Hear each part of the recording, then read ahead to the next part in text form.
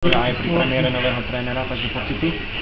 Tak samozrejme výborné, vždycky je to super, keď vyhráme, keď proste máme 3 body do tabulky a myslím si, že ten dnešný zápas bol ubojovaný a si myslím, že každý jeden chcel proste a išiel do toho naplno a vlastne ten výsledok sa dostane.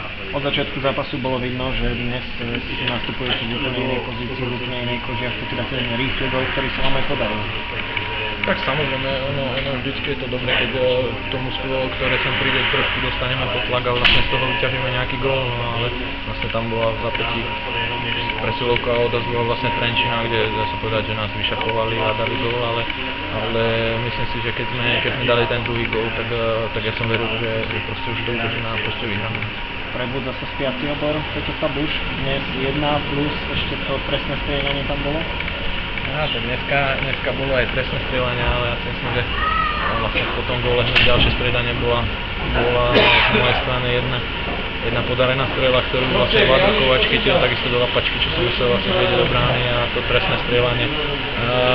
Vlastne ja som si strašne neveril a možno trošku šťastia, alebo možno šikovnosť toho Vlada Kovača vlastne rozhodla to, že vlastne to chytne.